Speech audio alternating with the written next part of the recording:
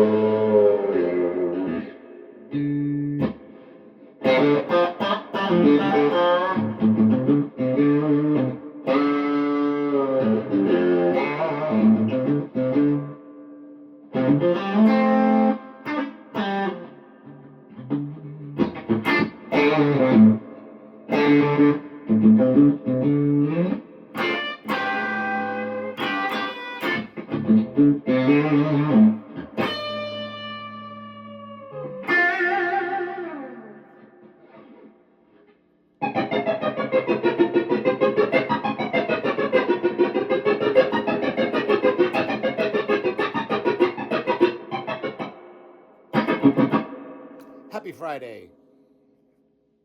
Happy Friday night. How's everybody doing? Friday the 13th, no less. Yes. Friday the 13th, right before Christmas, kind of. It's kind of weird, you know? But hey, I've always had good luck on Friday the 13th. You know? I've never had a bad one that I can remember. Had some good ones. I had a court date once on Friday the 13th when I was a juvenile delinquent. And I went to court and they dropped the charges. It was a good day. New beginnings. And some people believe that Friday the 13th is all about new beginnings, starting over or whatever, fresh ideas, whatever it is. But shit, I'll take it, man.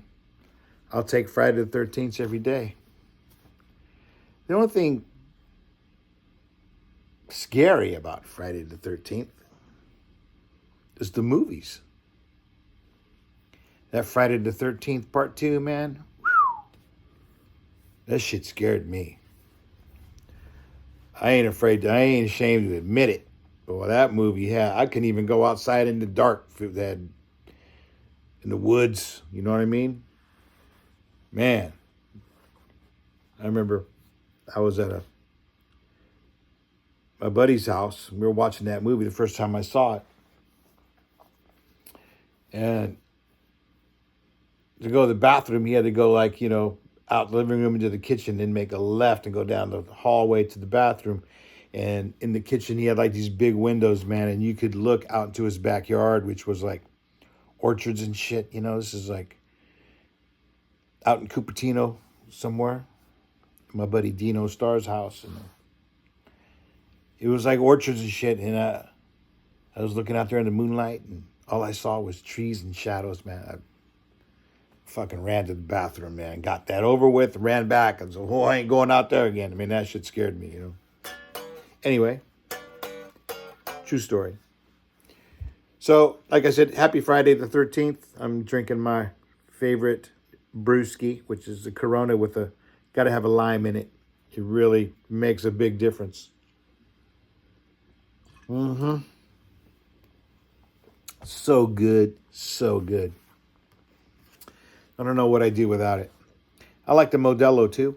Those are my two faves. But the Modelos, they're a little bit heavier. Not much. I guess you could put a lime in those too, but hey, I'll drink any one of those two any day. So if you want to take me out for a beer, or you want to come over for a beer, be sure you bring that or the Modelo. I'm not into all this heavy hoppy IPAs and stouts and those beers. It's like drinking a pork chop or some shit. I mean, a little too heavy for me, man. I feel like I ate a cake or something. Drank a cake. I can't do it. I don't know if you were noticing, I was kind of fooling around with some tones on my telly here. And I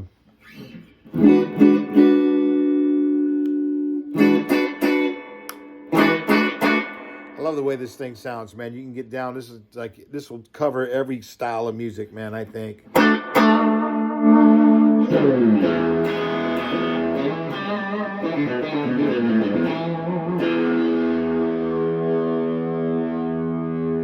Bridge pickup. Yeah.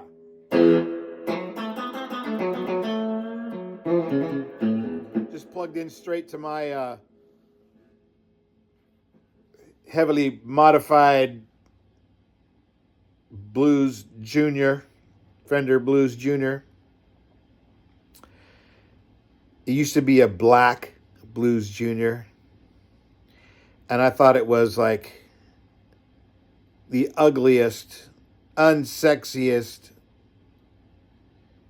amp. I mean, it sounded okay.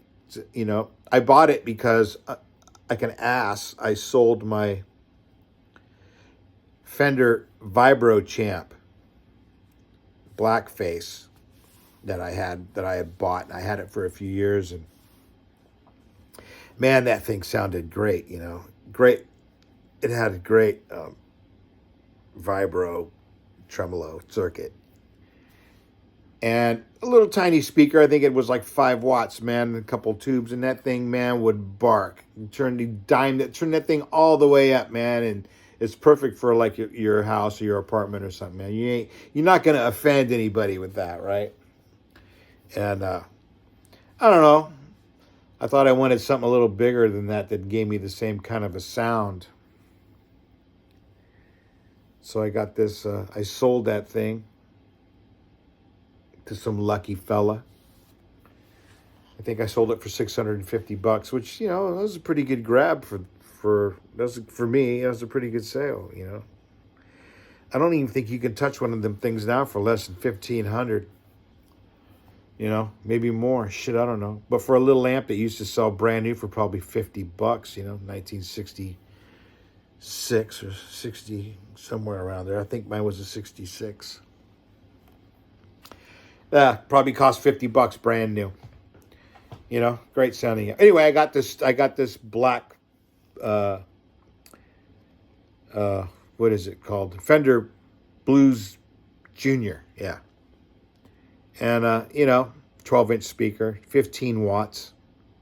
Sounded okay. First thing I did was yank that piece of shit speaker out. Some faux Jensen. Yeah,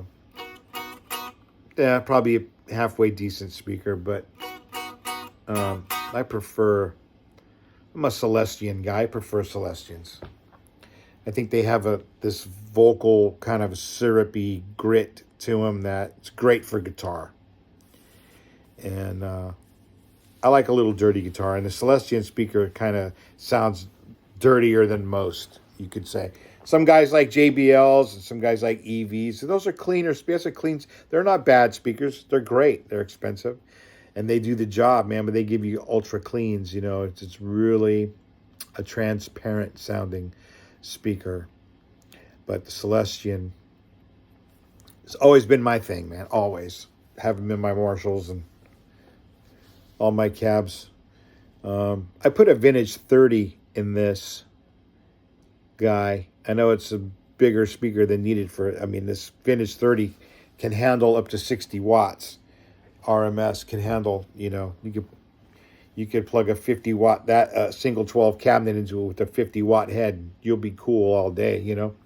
But what I like about the vintage 30 is it's 100 dB sensitivity.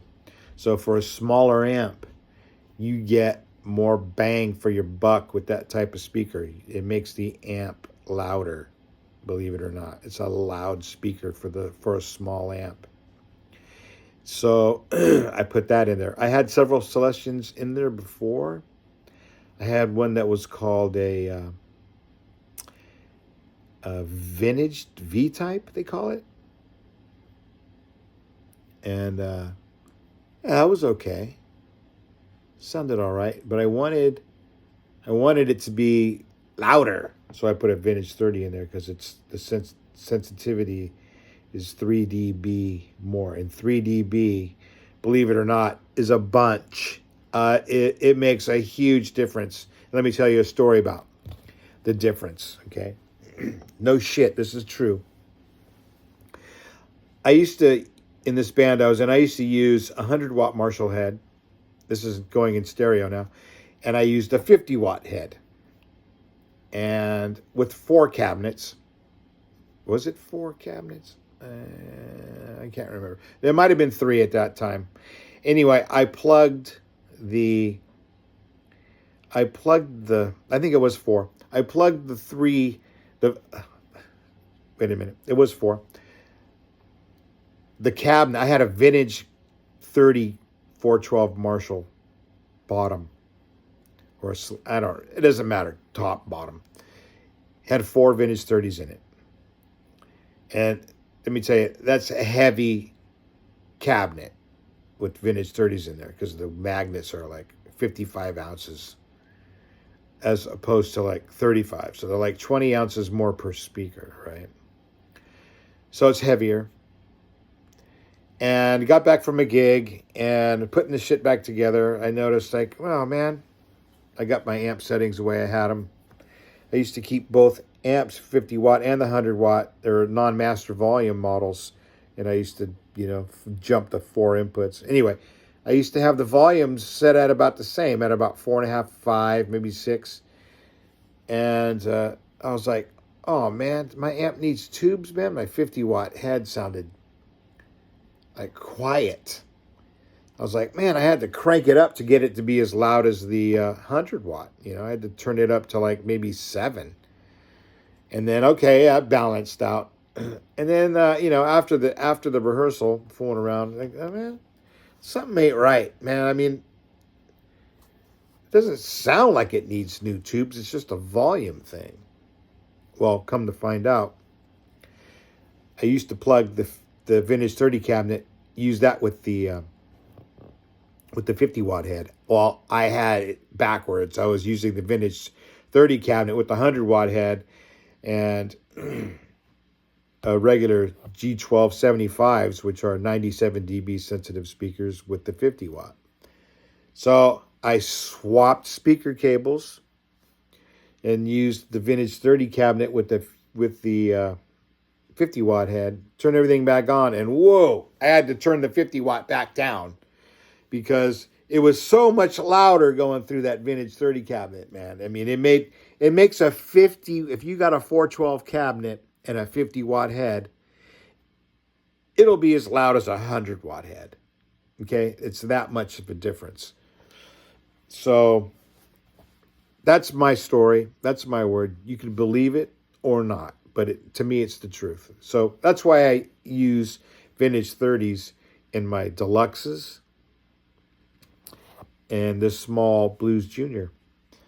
And I believe it just brings more presence out of the amp. It makes it, it's the amp, the speaker is going to be more sensitive to what it's getting because it's 100 dB sensitivity. Not 100%. It's not a percent thing. It's a dB thing.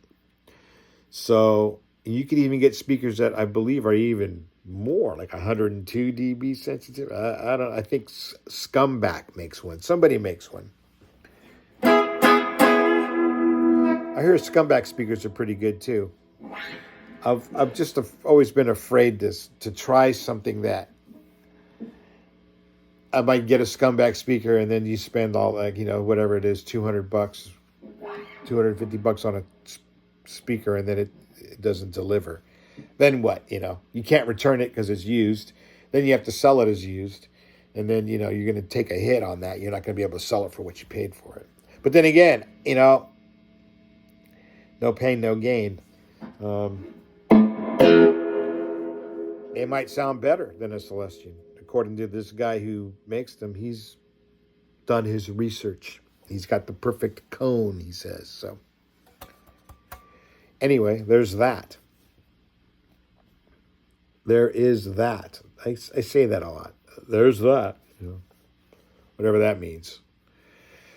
So, yeah. Back to the amp. The Blues Junior.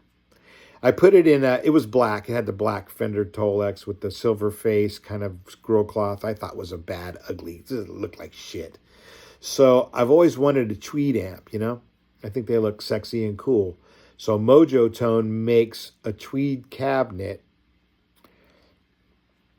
2 inches wider than the stock Fender cabinet for a Blues Junior. So it has a bigger sound, a bigger tone board with speaker mounts too. Ox blood, grill cloth, the tweed. I got some vintage, or what do you call it? I guess it's vintage aged lacquer that I bought from StewMac that most people would use to spray it on, like, a guitar necks. Gives you that yellowy, vintagey tint. So what I did was I sprayed my Mojo Tone tweed cabinet with it, and it came out kind of cool, kind of goldish, gave it a kind of old look. But it's, it doesn't look old because it's in pristine condition.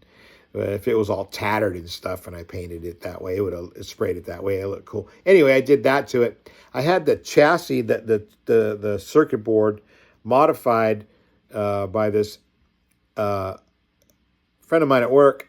I bought this. It's called the Frommel Supreme Mod Kit for like $100.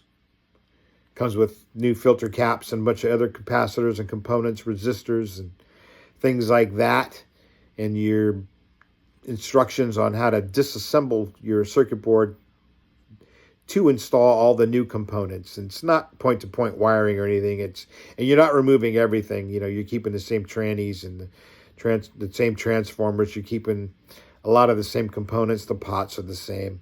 The input jack is different because these have from the factory, they installed the input jacks directly to the circuit board.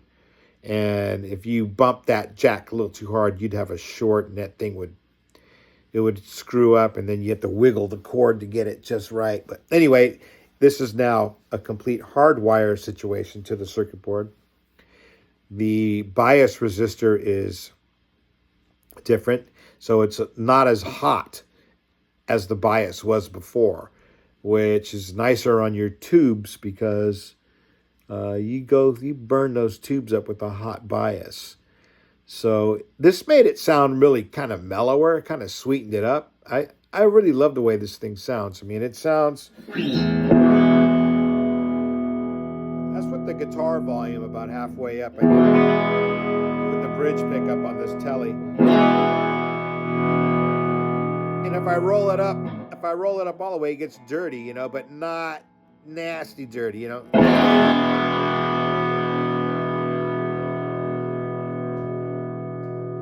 That's about as dirty as I want to get. You know what I mean?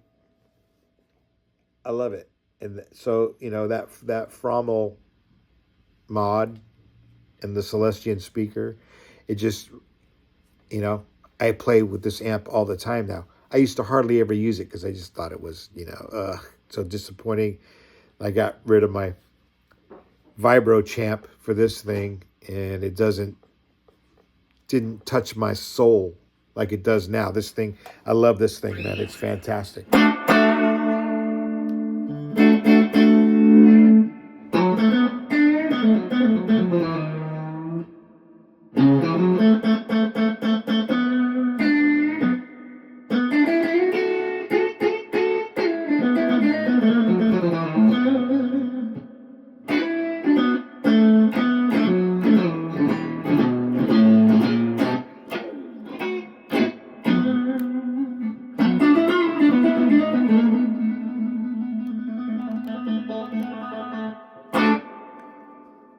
I also changed the reverb tank too. I forget who makes it.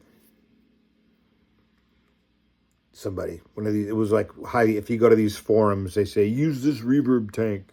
It's got like a long decay, and it does. It sounds sweet.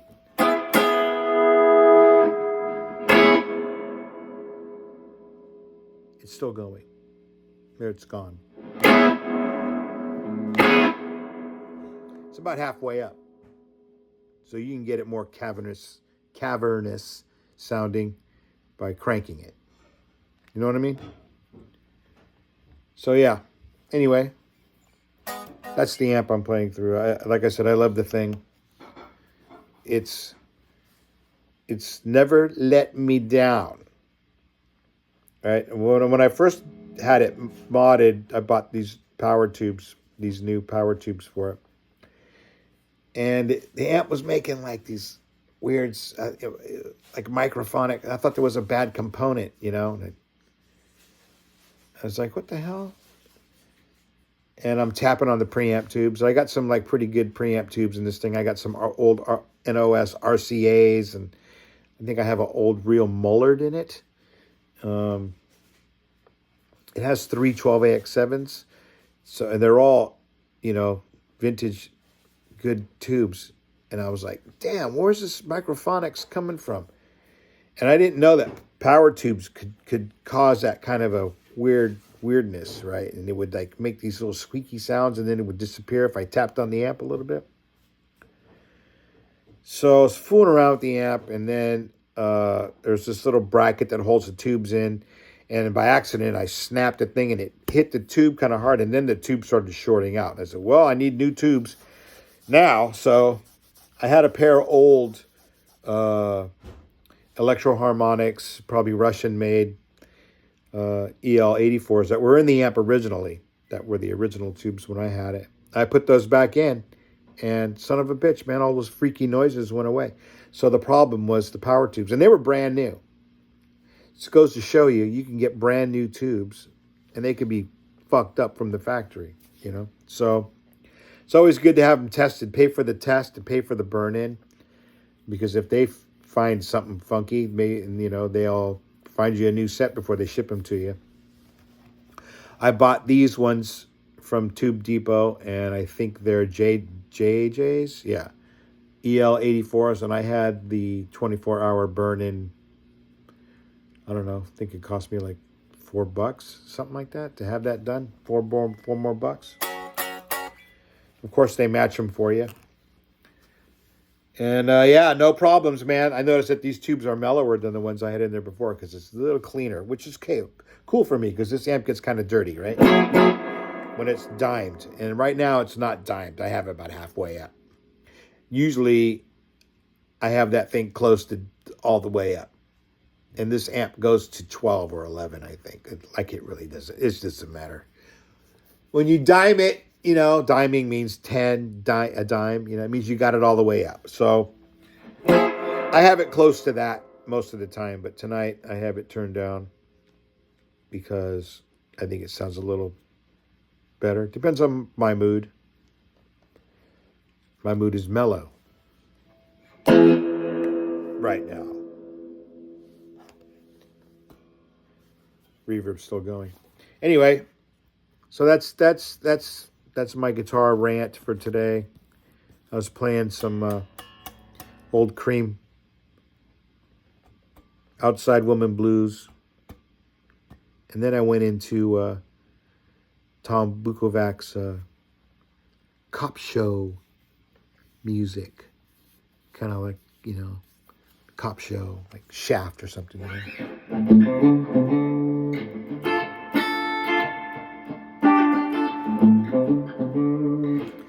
I think that's a cool little vamp. Very cool. I'm a very cool guitar player, Tom Bukovac. Very cool. Anyway, that's it. I'm going to sign off. And thanks for watching if you're stuck around this long. And if you like what you see or hear, even if you don't like what you see, which I don't expect you to, but hit the subscribe button, man. Leave some comments. You know, like, talk to me. Say whatever. Tell me I shouldn't be doing this, or tell me I should do more, or, you know, I don't know. Tell me to watch somebody else, or say anything. Just, you know, acknowledgement is good, you know. Anyway, good night. Have a good weekend. It's Friday the 13th. Don't let any black cats cross your path.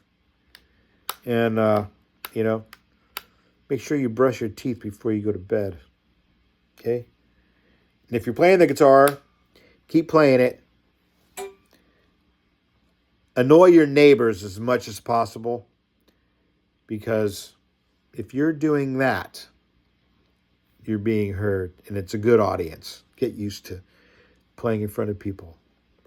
Lose all your inhibitions, man. Turn it up. All right. Good night.